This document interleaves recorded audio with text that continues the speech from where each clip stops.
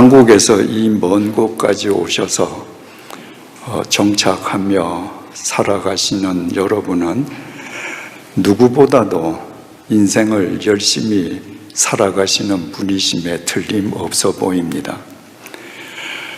그런데 어떻습니까?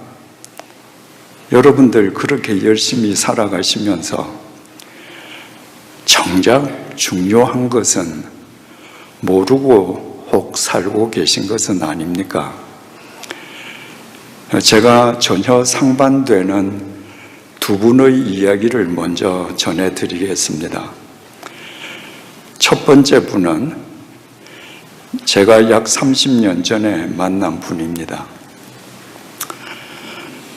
그분이 인생을 다 살고 자신의 은퇴를 앞두고 자기의 인생을 한번 되돌아보았습니다.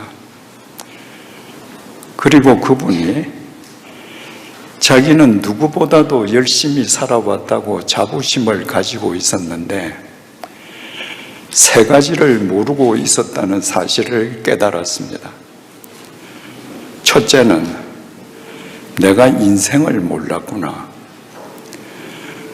나는 오로지 내가 설정한 목표를 인생으로 생각하고 살았구나. 내가 설정한 목표가 이루어지면 인생을 성공했다고 나는 생각했는데 인생이 뭘까? 목표는 성공했는데 인생은 실패한 것 아닐까? 두 번째, 자기 인생을 되돌아보니까 전혀 배품을 알지 못했다고 하는 사실을 깨달았습니다. 자신이 젊었을 때는 그때는 우리 경제가 척박했기 때문에 경제적인 여유가 없어서 베풀 수가 없었고 사회적으로 성공한 뒤에는 치열한 경쟁 속에서 누군가를 계속 짓밟고 올라서야 되기 때문에 의도적으로 베풀 수가 없었던 것이죠.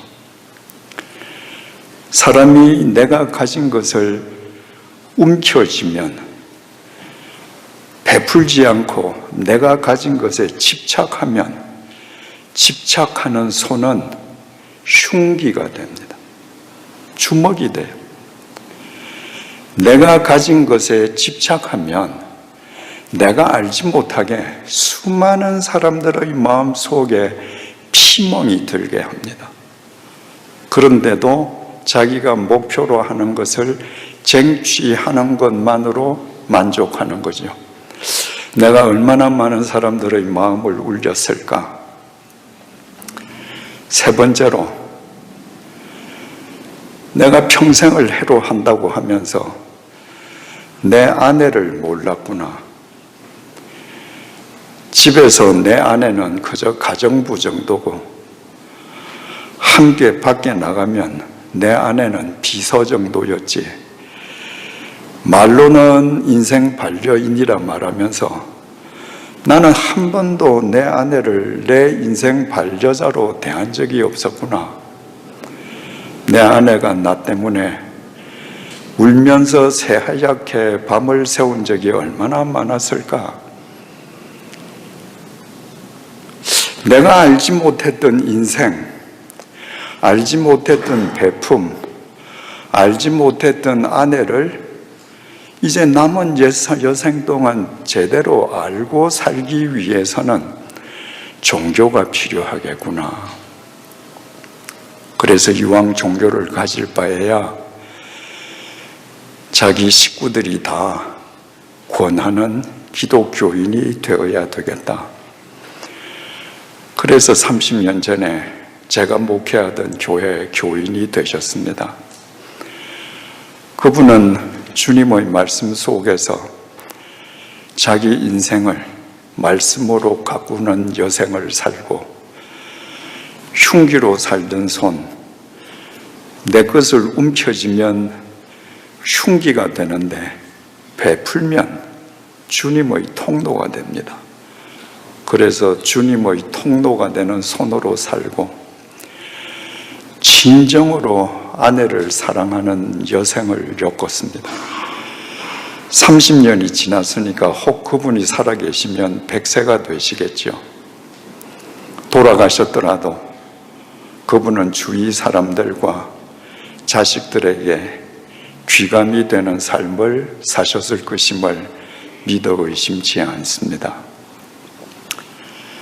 두 번째 분은 제가 2018년도에 거창으로 낙향한 뒤에 약 2년 후 전화로 만난 분입니다. 저는 전화로 상담하지 않습니다. 근데 저 어릴 적부터 중마지우 부인이 76세 되신 분이 한 분 계신데, 그분이 이제 종교를 가지려고 그러는데 어디서 들었는지 꼭 이재철 목사하고 상담을 해봤으면 좋겠다. 그래서 자기네들이 저하고 가까운 줄을 알고 계속 전화를 한다는 거예요. 통화 좀 하게 해달라고. 그래서 제가 전화번호를 받아서 그분에게 전화를 했습니다. 말씀하시죠. 그분이 말씀했습니다. 제가 종교를 가지려고 하는데 불교, 천주교, 개신교 이 셋 중에서 어떤 종교를 택해야 할지 꼭 목사님 가르침을 받고 싶습니다. 먼저 불교에 대해서 말씀드렸습니다. 불교는 스스로 깨달아서 열반에 이르는 종교입니다. 전문적인 용어로 불교를 자력 종교라고 합니다. 누구의 도움 없이 스스로가 깨달아야 합니다. 그 반대로 기독교는 타력 종교라고 합니다. 인간 속에는 깨달을 수 있는 능력도 자기를 바로 세울 수 있는 가능성도 없다는 것을 스스로 깨달아서 내 밖에 있는 그리스도의 힘을 의지해서 구원의 길로 나아가는 것, 타력 종교입니다. 저는 의지도 없습니다. 저는 살아오면서 누구보다도 저 자신을 잘 압니다. 저는 자력 종교를 가질 힘이 없습니다. 그래서 저는 기쁘게 타력 종교인 그리스도인으로 살아갑니다. 가톨릭과 개신교는 큰 그림으로는 비슷하지만 가장 큰 차이는 성직자에 대한 절대적인 의존도에 있습니다. 가톨릭 신자들은 신부님이 계시지 않으면 예배를 드릴 수 없습니다. 가톨릭 신자들은 내가 무엇을 잘못해서 하나님 앞에 회개를 하는데도 신부를 찾아가서 고해 성사를 해야 합니다. 그러면 신부가 하나님하고 사람 중간에서 중재자가 되는 겁니다. 개신교는 한 사람 한 사람이 예수 그리스도 안에서 하나님과 직접 대면하는 것입니다. 저는 하나님과 대면하는 그리스도인으로 살아가는데 사람의 도움을 필요로 하지 않습니다. 저는 제 죄를 회개하는데 신부의 도움을 필요로 하지 않습니다. 그래서 저는 크리스찬 개신교인으로 살아갑니다. 제 경험을 말씀드렸는데 혹시 답이 되었는지 모르겠습니다. 그랬더니 이분이 하시는 말씀이 좋은 말씀 해주셔서 고맙습니다. 그런데 한 가지 질문을 제기해도 되겠습니까? 하십시오. 그랬더니 구약 성경에 보면 노아 홍수 때 비가 와서 온 세상에 물에 잠기고 노아 방주에 들어간 생물체 외에는 다 죽었다 그러는데 사실입니까? 그래서 성경에 사실이라고 기록되어 있습니다. 그랬더니 그분이 하시는 말씀이, 그러면 민물고기, 바다고기도 다 죽어야 되는데 왜 민물고기, 바다고기는 아직도 살아 있습니까? 제가 그분의 그 질문을 듣고 이렇게 답했습니다. 선생님은 아직 종교를 가질 자격이 없는 사람입니다. 선생님 연세가 76세라고 했는데 종교는 지적 호기심을 갖기 위해서 갖는 것이 아닙니다. 종교는 죽고 사는 겁니다. 종교는 자기 인생과 자기 죽음에 대해서 정직한 질문을 가진 사람만 가질 수 있습니다. 선생님하고 나하고 일면식도 없는데 제 친구 부부를 통해서 전화 한번 하고 싶다고 그렇게 부탁을 하고 나하고 통화한 뒤에 민물고기, 바다고기는 왜 살아있느냐고 묻는 것은 선생님이 독화살을 맞았는데 독화살을 뺄 생각은 하지 않고 이 독화살이 어느 방향에서 날아왔냐, 이 독이 무슨 독이냐 따지는 것하고 똑같습니다. 그렇게 따지면 당신 죽습니다. 여러분, 한 가지 일을 10년을 골몰하면 전문가가 됩니다. 똑같은 일을 20년을 매일 하면 장인이 됩니다. 평생을 같은 일을 하면요, 문화재가 됩니다. 인간 문화재가 됩니다. 여러분 태어나서 최소한도 몇십 년 사셨죠? 10년을 일을 하면 전문가가 되고 20년을 일을 하면 장인이 되고 평생을 하면 문화재가 되는데 여러분 태어나서 수십 년 인생을 사셨는데 여러분 인생 전문가가 되어 있습니까? 여러분 인생 장인이 되어 있습니까? 여러분 인생에 관한 한 여러분들 인생 문화재가 되어 있습니까? 전문인이다, 장인이다, 문화재다, 이런 분들은요, 자기가 하는 일을 자유자재로 하는 사람들입니다.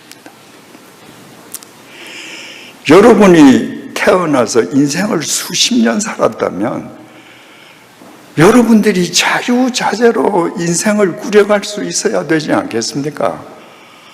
어떻습니까? 그렇게 살고 있습니까? 아니, 그렇게 됩니까? 여러분들 태어나서 지금까지 인생을 한번 되돌아보십시오. 여러분이 계획하고 의도해서 한 일이 많습니까? 아니면 여러분들의 의도와는 무관하게 되어진 일이 많습니까? 여러분들이 계획한 건 대개 실패했죠. 지금까지 여러분들이 살아있고 이렇게 앉아서 여러분들의 생명을 영위하고 있는 건 여러분의 계획은 틀어졌는데 여러분의 의지와 무관하게 되어진 일이 많고 그 되어진 일에 의해서 여러분 오늘이 있는 겁니다. 그러면 그게 누구 인생입니까? 여러분 인생입니까? 왜 여러분 인생인데 여러분 인생 마음대로 못 삽니까? 내 인생이 내 인생이고 내 육체가 내 육체면 내 것이면 내 것인데 내 것이라는 게 뭐예요? 내 마음대로 처분할 수 있는 게 내 것입니다. 내 육체가 내 것이라면 내 마음대로 할 수 있어야죠. 왜 여러분 이마에 돋는 주름살을 못 막습니까? 왜 여러분 머리에 돋아나는 흰 머리카락 여러분 왜 못 막습니까? 여러분 것 같은데 여러분 게 아닌 거예요. 이건 내 육체인데 내 육체 속에서 무슨 일이 벌어지고 있는가? 여러분 아십니까?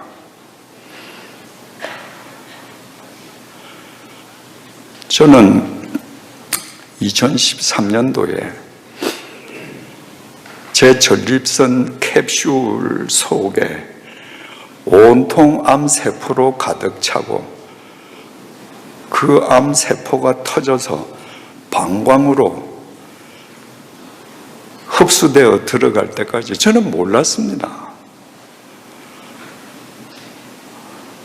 그래서 전립선 캡슐 다 드러내고 방광 일부를 절단하고서도 제 속에서 어떤 일이 일어나고 있는지 모르니까 그 이후로 10년 동안 1년에 2번씩 검사했습니다. 내 몸인데 내 몸이 아닌 거예요. 여러분은 어디서 오셨나요? 여러분의 기원을 아십니까? 미국에서 의학 공부를 하던 의학도가 예전에 한 달 동안 저희 집에 와서 한국에서 지낸 적이 있습니다.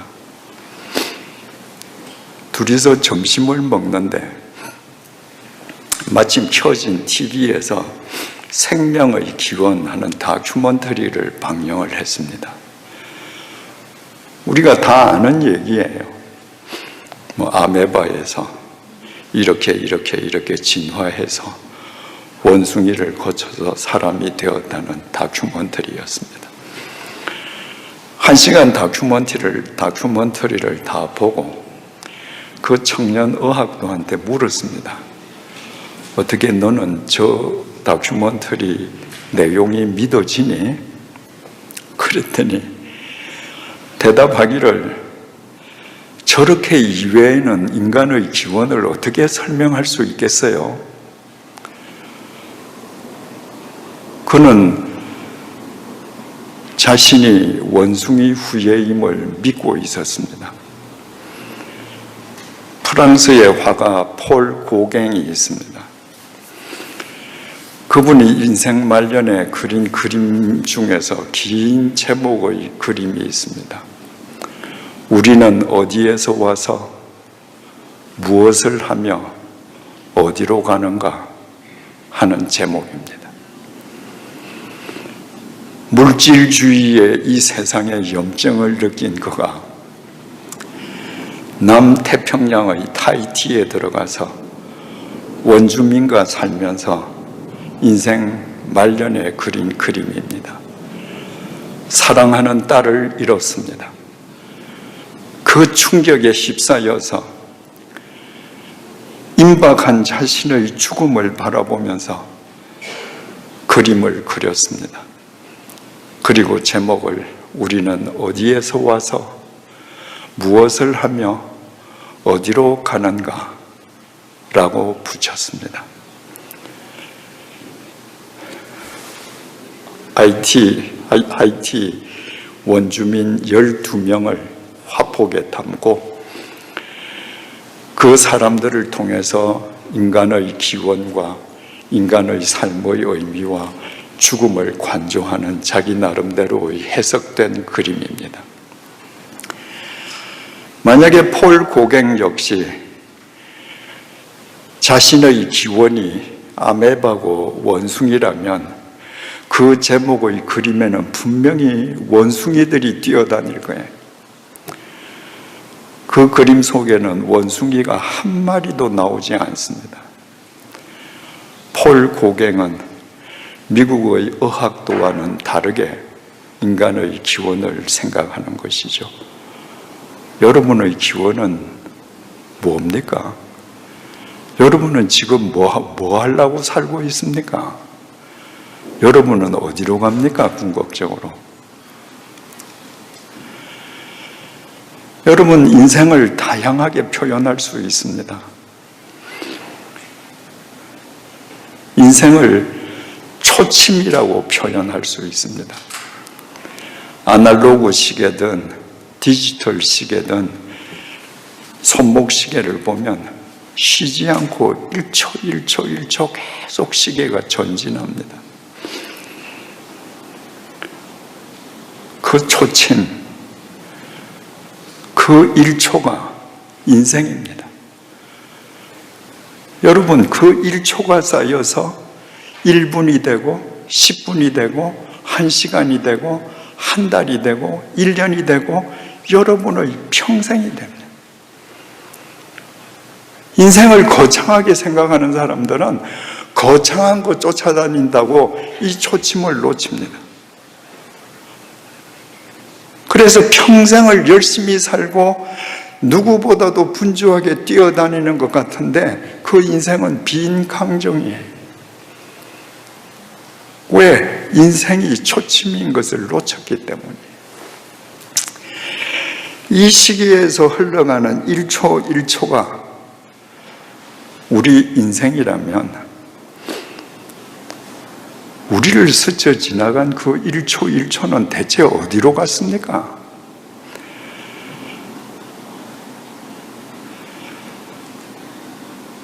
청년아 울더라도 뿌려야 한다는 제 책 서문에서 밝혔습니다마는 저는 부산 출신입니다. 중학교를 졸업하고 서울로 이사를 갔는데 어릴 적부터 저하고 친하던 친구가 다 서울로 갔습니다. 대학교에 들어가고 여름 방학이 되면 그 어릴 적 친하게 지내던 친구들이 전부 다 부산 해운대에서 만났습니다. 그 부산 해운대는 사랑하는 친구들하고 만나서 끝없이 젊음을 노래하고 각자 시를 지어서 읊조리고 미래를 계획하던 추억의 보고였습니다. 그로부터 한 20년 세월이 흘렀습니다. 제 아이들, 첫째 아이, 둘째 아이, 그때 아이들이 초등학교를 다닐 때 그 아이들 둘이를 데리고 나머지는 어려서 집에 두고 두 아이만 데리고 함안에 있는 선산을 가려고 서울을 출발해서 하룻밤 부산에서 묵었습니다. 부산 해운대에서 묵었습니다. 부산 해운대에 도착하자마자 그때가 추운 겨울이었는데 제 아이 둘이서 그 해운대에서 파도하고 술래잡기를 하는 거예요.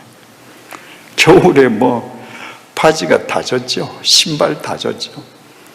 아랑곳하지 않고 둘이서 소리를 지르고 너무너무 재미있게 노는 거예요. 내 아이들이 그렇게 노는 뒷모습을 보면서 해운대 백사장도 있고 파도도 있고 그 속에서 뛰어노는 내 아이들도 있는데 20대에 그 백사장에서 젊음을 노래하던 나는 어디로 갔는가?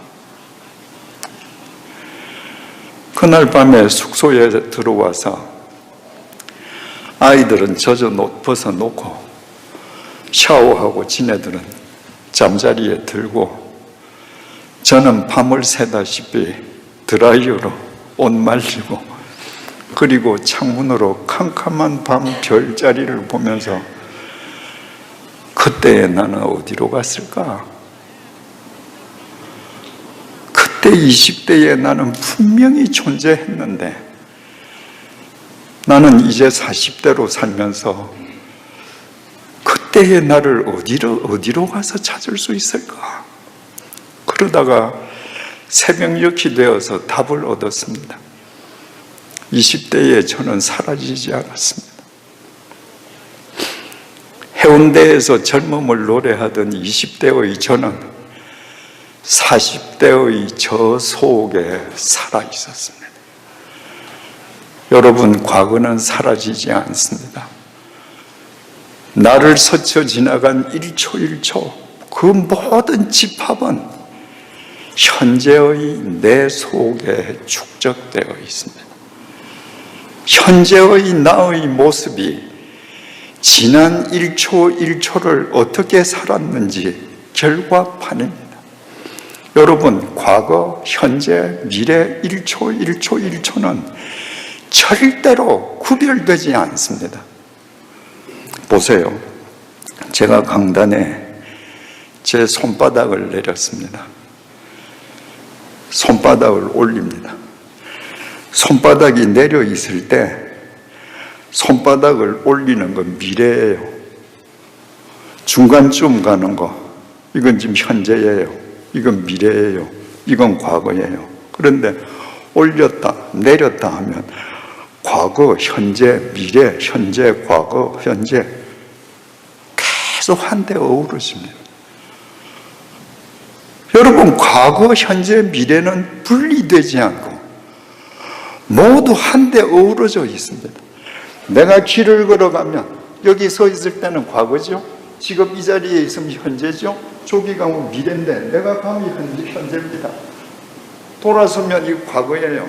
걸어가면 과거, 현재, 미래, 과거, 현재, 미래 계속 어우러져요. 그래서 현재는 과거의 결과이고 현재는 미래의 발판입니다. 여러분들이 이 1초 1초를 소홀히 여기면 미래 보장하지 못합니다. 여러분, 인생은 모래시계라고 표현할 수도 있습니다. 시계가 역사적으로, 인간 역사적으로 많은 종류가 있지 않습니까? 그런데 모래시계만 갖는 특징이 있습니다. 모래시계만 흘러내린 자리가 빈자리가 되는 거예요. 서울에서 여러분 사우나탕에 가서 모래시계 이렇게 뒤집으면 모래가 제일 위에 있다가 흘러내릴수록 위에 공간이 비잖아요. 여러분 인생 모래시계를 한번 상상해 보셔요. 여러분 얼마나 살았습니까? 여러분이 산 만큼 여러분 인생 모래시계의 윗부분은 지금 텅텅텅텅 비어가는 거예요. 그걸 보지 못하고 마치 내 인생 시계는 천년 만년 지속될 것처럼 흘러내리는 모래를 내 욕망과 뒤바꾸면서 산다. 여러분, 인생은요 2생, 3생, 4생, 5생이 아닙니다. 인생은 오직 1생입니다. 한 번밖에 없습니다. 한 번밖에 없는데 그 인생은 모래시계처럼 흘러내립니다. 흘러내린 시계는 다시는 되돌아 올라가지 않습니다. 우리 마음에서 욕망이 나오는데 우리 마음에서 발로된 욕망이 우리를 잡아먹습니다. 쇠에서 나온 녹이 쇠를 잡아먹는 것과 똑같습니다. 인생이 모래시계라면 적어도 한 번 흘러내리면 다시는 반환되지 않는 시간을 내 욕망과 허망하게 뒤바꿀 수는 없지 않겠습니까? 여러분, 이런 밤이 흔치 않습니다. 여러분이 하나님이 내 기원이라고 고백하는 사람이 되는 것으로 그치는 것이 아니라, 고백하면서도 실제의 삶은 아담과 하와처럼 하나님을 도외시하고 자기 스스로가 생명의 기원처럼 사는 삶이 아니라 주님을 기원으로 삼고 주님 안에서 생명의 공장 안에서 새로운 피조물로 살아감으로써 여러분의 아내가 여러분을 남편으로 함께 사는 것에 대해서 긍지를 느끼게 하십시오. 여러분의 남편이 여러분을 아내로 삼고 살아가는 것에 대해서 무한한 행복을 누리게 하십시오. 여러분의 자식들이 나 커서 우리 엄마 같은 크리스찬, 우리 아빠 같은 크리스찬이 될 거야 라고 고백하는 자식이 되게 하십시오. 우리는 어디에서 옵니까? 우리는 어떻게 살아야 합니까? 어디로 가야 합니까? 오늘 이 밤이 여러분들이 진정한 크리스찬으로서 새로운 행보를 시작하시는 역사적인 밤이 되기를 주님의 이름으로 축원합니다.